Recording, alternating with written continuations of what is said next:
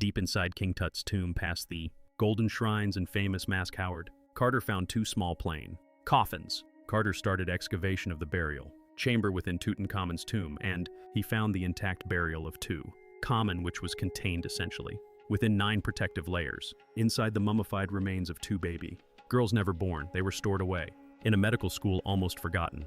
But here's the catch. Scientists just ran DNA tests on them, and the results blew the lid off a 3,000-year-old mystery. This secret hidden in their very genes rewrites the history of Egypt's most famous dynasty, a clue hiding in plain sight when Howard Carter famously breached the sealed doorway to King Tutankhamun's tomb. In 1922, the world was blinded by gold. The first report from his partner, Lord Carnarvon, asked, "Can you see anything?" Carter's famous reply was, "Yes, wonderful things." And he wasn't wrong. The tomb was packed with over 5,000 priceless artifacts. There were golden chariots, intricate furniture, jewel-encrusted shrines, and of course, the stunning solid gold burial mask that has become a symbol of ancient Egypt. Itself, it was and remains the greatest archaeological find in history. But here's the deal. Because of all that glitter, some of the most personal and, as it turns out, most important items were almost completely overlooked. Deep inside the tomb, in a chamber called the Treasury, Carter found a simple, undecorated wooden box. It wasn't covered in gold, it was plain. Inside this box, he found 2 miniature coffins, placed side by side. They were tiny, built for bodies no bigger than a doll. One coffin was just over 19 inches long. Each small coffin was carved from a single piece of wood. When Carter and his team opened them, they found they were nested. Each one held a second tiny coffin inside. This one, gilded in gold foil. And inside those, wrapped in linen, were the smallest mummies ever discovered. These were not infants, they were fetuses. They were King Tut's unborn children. The first smaller mummy was a female fetus that was only about 5 months into the pregnancy. The second, slightly larger, was also a female fetus, estimated to be between 7 and 9 months along. She was nearly full term, a baby girl who might have lived. This was a human tragedy,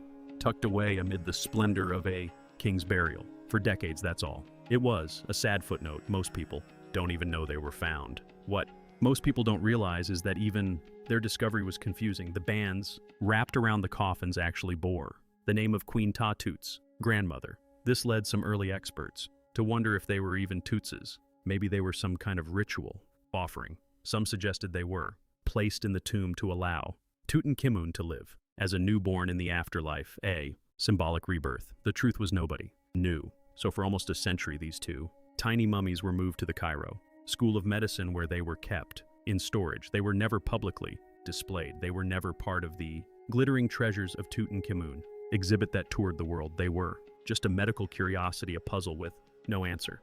But in 2008, everything changed. Egypt's powerful head of antiquities, Zahi Hawass, announced an ambitious new plan. A brand new $5 million DNA lab was being built, and its first target was going to be the royal mummies. The team announced they would be taking samples from Tut's mummy and, for the first time ever, from the 2 mummified fetuses. The goal was simple: to finally definitively find out if they were his. The question was, could they? Ancient DNA is incredibly hard to work with. It shatters over thousands of years, and the risk of contamination from all the people who had handled the mummy since 1922 was huge. Some experts were openly critical, saying it was doubtful the test could produce a real scientific result. They worried the project was more for show than for science. But the team went ahead. They drilled into the dense bones of the tiny mummies, hunting for a clean sample. They were about to unlock a secret, but it wasn't the one they were expecting. The identity of the fetuses was just the first domino. The real secret was bigger. It was a secret about Tut's entire family, a secret so dark that his own people had tried to chisel it out of history. The DNA in those tiny forgotten bodies held the key to a royal scandal. That explained everything. Tut's sickness, his tragic marriage, and the sudden fiery end of his entire bloodline. The secret of the fetuses was hiding a much darker family truth: doomed bloodline. So here's the deal. To understand the secret, we have to understand the king himself. Everyone's obsessed with Tutankhamun's mask, but the man behind it was a tragic figure. He wasn't a mighty warrior pharaoh. He wasn't a great builder. The crazy part is he spent most of his short life in what seems to be chronic pain. When scientists ran CT scans on his mummy in 2005, they weren't looking for a family tree. They were trying to figure out how he perished. For years, the popular theory was that he was taken out by a blow to the head, probably by his ambitious Advisor A, but the scans showed no evidence of that. The hole in his skull was made by the embalmers after his passing, a common practice to remove the brain. But the scans did reveal a whole list of painful health problems. What most people don't realize is that King Tut was physically frail. He stood about 5 feet 6 inches tall, but he was not built like a king. First, he had a severe club foot. His left foot was badly twisted, and the bones in his toes were necrotic, meaning the tissue was literally wasting away. He would have been unable to put his full weight on that foot. He would have walked with a heavy, painful limp. And get this isn't speculation. Inside his tomb, Carter found over 130 walking canes. Think about that. Not 1 or 2 for ceremony, but a massive collection. Many of them show clear signs of use. The handles are worn down, and the bottoms are scuffed. This was a young man who, by the age of 19, couldn't walk without help. He's often shown sitting down even during activities like archery, where a pharaoh would normally be shown standing tall.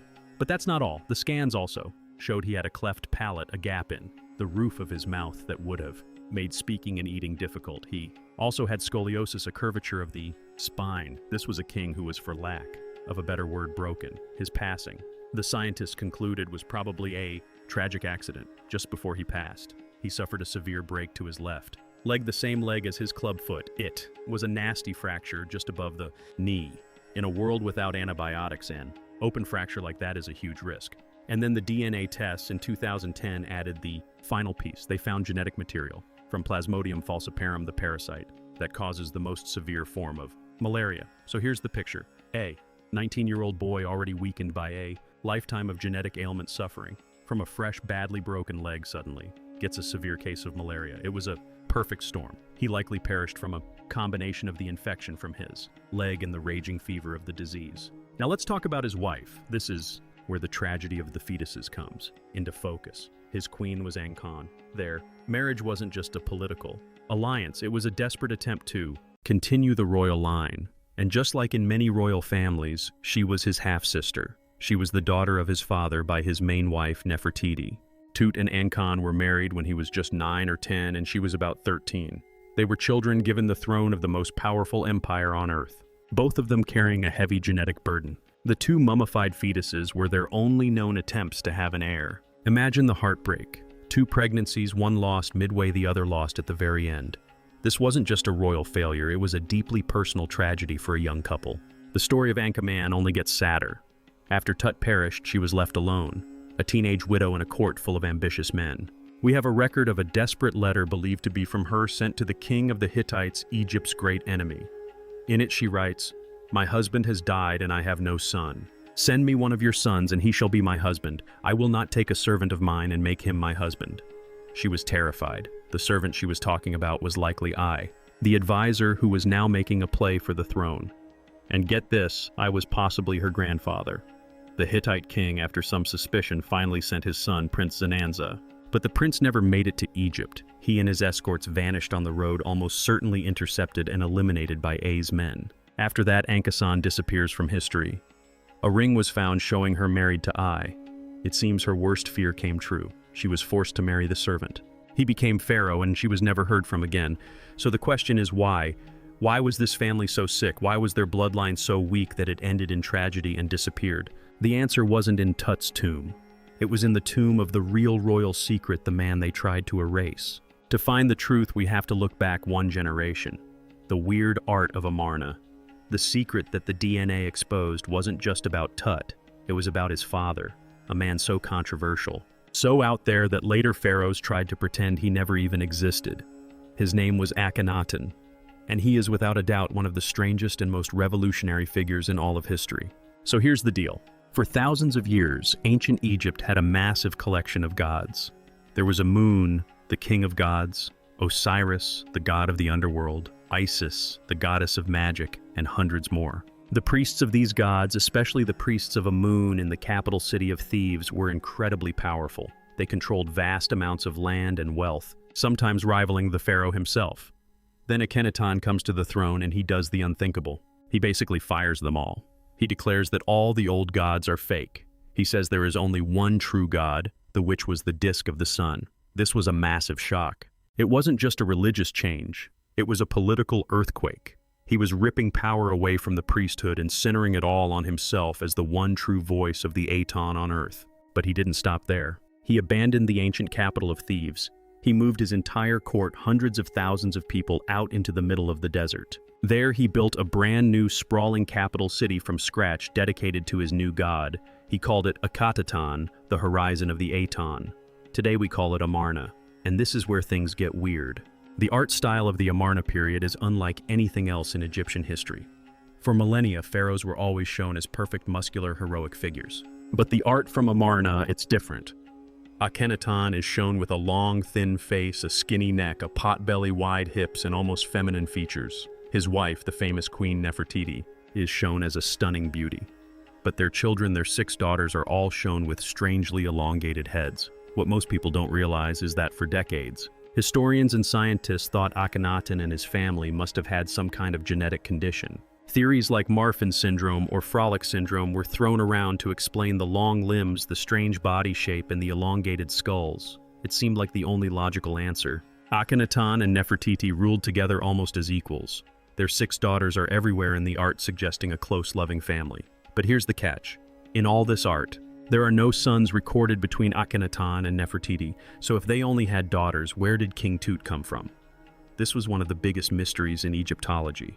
We knew Tut's original name was Tuton Common, the living image of the Aton. This firmly connected him to the heretic king. But was he a son, a nephew, a total unknown? Well, when Akhenaton perished after 17 years of rule, his revolution completely fell apart. The crazy part is it seems to have happened almost overnight. The priests of Amun who had been waiting in the shadows stormed back into power. They grabbed the 9-year-old Tuton Common, put him on the throne, and immediately forced him to change his name to Tutankhamun, the living image of Amun. They were undoing the heresy. They forced him to abandon the desert city of Amarna. The sand swept back in and the city was forgotten. And then the new pharaohs, especially Hormb and the rulers of the next dynasty, started a campaign to erase Akhenaton from history. This is the secret they tried to bury. They tore down his temple, smashed his statues, and chiseled his name and face off of every monument they could find. On the official king list, they skipped right from Akhenaton's father to Tuton Common, as if Akhenaton and his revolution had never happened. For 3,000 years it worked. He was the heretic of Amarna, a ghost, a footnote, and his family tree was a complete mess. Nobody knew who was Tut's mother, who was Akhenaton's mysterious co-ruler Smenkhkare. It was all a puzzle. This is what the DNA team was walking into. They weren't just identifying 2 fetuses. They were about to rewrite the family tree that the pharaohs themselves had tried to destroy. The lab was ready, but ancient DNA is a tricky enemy. The sibling secret. The 2008 announcement that Zahi Hawass and his team were going to test the royal mummies was a huge deal. As the old article from the Time shows, there was a lot of skepticism. Some of a pharaoh's lineage is one of the most important questions in history. And get this, Hawass had for a long time rejected letting foreign experts test the mummies. He insisted it had to be an all-Egyptian project. So with funding from the Discovery Channel, they built this $5 million clean lab right at the Egyptian Museum in Cairo. This wasn't some simple setup, you see. Ancient DNA is a nightmare to work with. Over thousands of years, the DNA strands break apart into tiny, unreadable fragments. But the #1 enemy is contamination. Think about it. Howard Carter and his team handled these mummies. Anatomists in the 1920s dissected them. Curators have moved them. Tourists have breathed on them. Every single person who has ever been in the same room as the mummies has shed skin cells and bacteria covering them in modern DNA. Finding the real ancient DNA is like trying to find a single specific grain of sand in a bucket of modern dirty sand. This is why some experts like Abdel Halim Nouraline were so doubtful. They warned that the team was making claims too fast without double-checking the results at a second lab, which is standard practice. The pressure was on Hawass to deliver facts, not just flashy headlines. The team, led by scientists like Yahi God, got to work. They used CT scanners to map the mummies, not just for health, but to find the best place to drill. They needed to get deep into the densest part of the bone where the DNA might be safe from contamination. They took samples from a whole cast of characters in this family mystery. First, King Tut himself. Second, the 2 fetuses found in his tomb. Third, the mysterious mummy from Kf 55. This tomb was found in 1907 and was a total mess. It held a single desecrated coffin. The name had been chiseled off. Inside was a male mummy. For a century, people argued about who it was. Was it Akhenaten? Was it his shadowy co-ruler Smenkhare IV, two mummies found in a side chamber of a different tomb? KV35. They were found lying on the floor, nameless and dumped. One was an older woman who became known as the Elder Lady, based on her features. Many believe she was Queen Tai Akhenaten's mother and Tut's grandmother. Fifth next to her was the body of a much younger woman. She became known as the Younger Lady. Her identity was a total blank. Who was she? Was she Nefertiti? Was she Kia, another of Akhenaten's wives, or was she someone else entirely? Her face had been badly damaged, adding to the mystery. These 5 mummies plus others held the key. The team took the bone dust, brought it to the clean lab, and began the slow, painful process of extracting and sequencing the fragmented DNA. They were looking for 16 specific markers that would prove a family relationship. The first results to come back were for the fetuses. The 2008 article only posed the question. The 2010 results gave the answer. The DNA was clear. Both tiny mummies shared DNA directly with the mummy of Tutankhamun. They were without a doubt his daughters. The tragedy was confirmed. But then they looked at the bigger picture. They confirmed the Elder Lady was indeed Queen Tai. And they confirmed the KV-55 mummy, the desecrated one, was her son. This meant the KV-55 mummy had to be Akhenaten, the heretic king. So they had Tut's father, Akhenaten. They had Tut's grandmother, Queen Tyr. Now the final million-dollar question. Who was Tut's mother? They tested the Younger Lady, the nameless mummy found on the floor. The results came back and they were absolutely shocking. The Younger Lady's DNA showed she was the daughter of the Elder Lady, Queen Tyr. This meant she was the sister of Akhenaten. And then the final devastating match. She was also Tutankhamun's mother. This was the royal secret. This was the truth hidden in the genes. Tutankhamun was not the son of the beautiful Nefertiti. He was the product of a brother-sister union. Akhenaten, the heretic king, had a child with his own full sister. The DNA didn't just find a name, it uncovered a nightmare, the tragedy of Tutankhamun. For a century we were blinded by the gold. We saw the glittering mask, the chariots, the thousands of spectacular objects. And we invented a story to match. We crafted a romantic tale of a boy king. A golden pharaoh ruling at the height of Egypt's power, struck down in his prime. And when his excavators began to die, we invented a new story, the curse of the pharaohs, a supernatural force guarding his eternal rest. We were wrong. We were looking in all the wrong places. The real story, the real tragedy, was never about magic. It was about science. The real curse wasn't carved on the tomb walls. It was written into every cell of Tutankhamun's body. In 2010, a team of scientists did what no archaeologist could.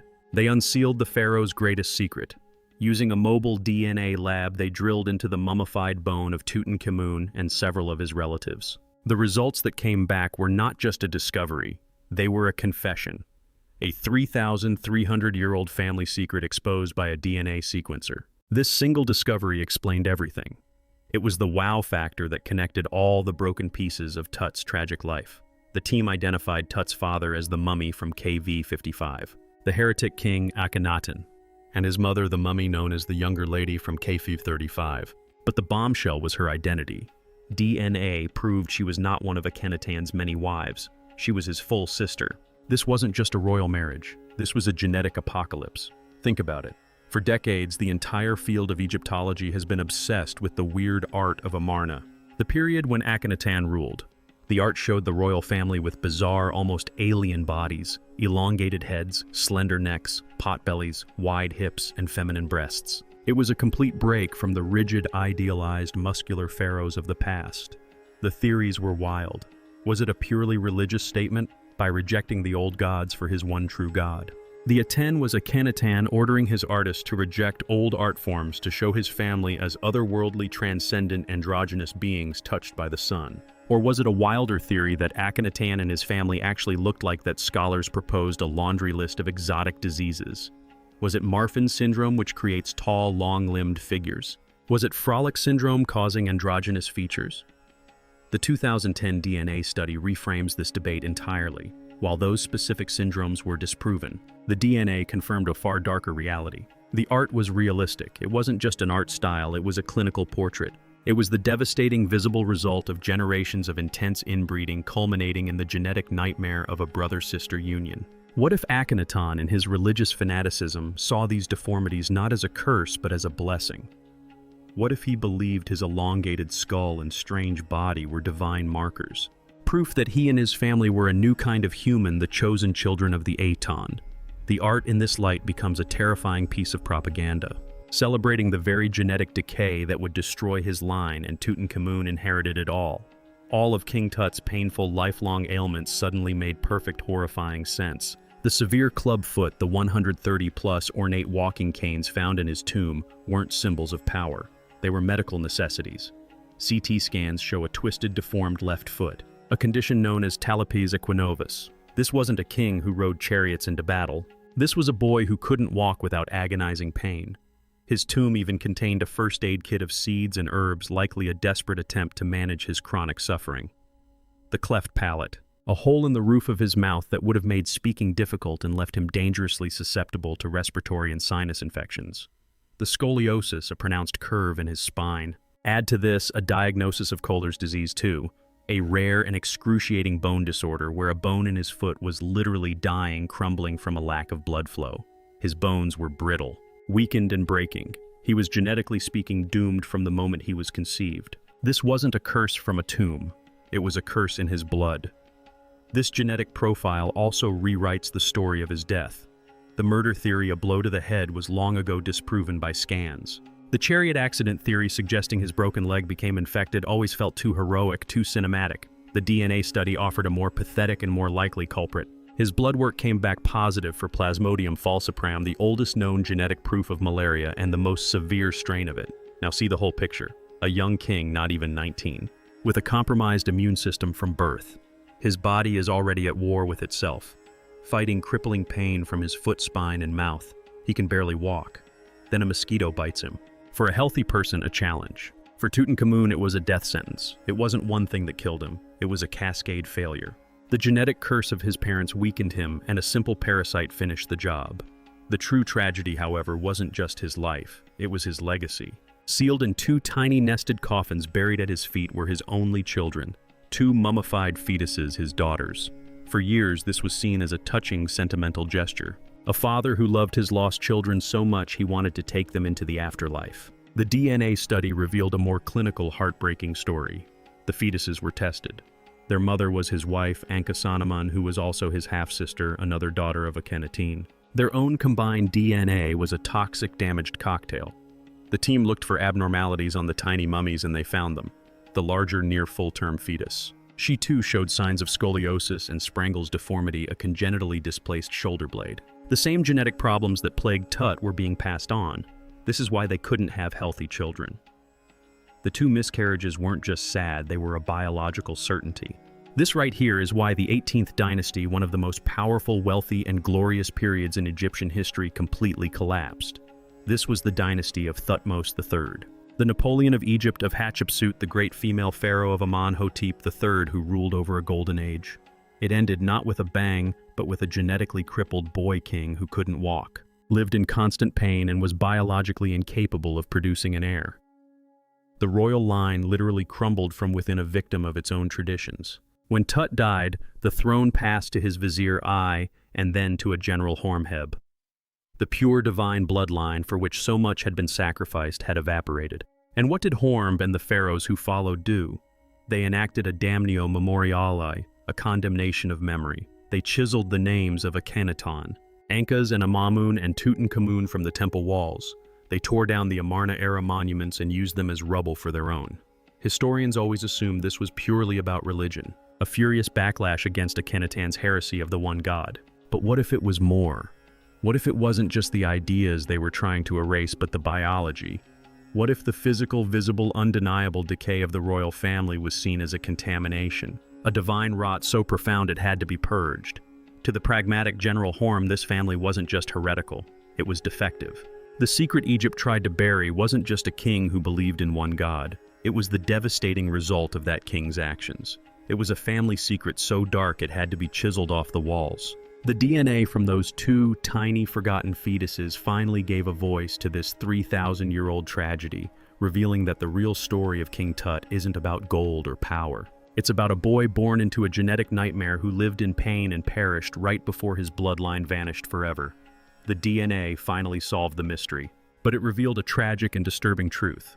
Did the ancient Egyptians realize what their traditions were doing to their own bloodline? Let us know what you think. Hit subscribe and like the video for more buried secrets.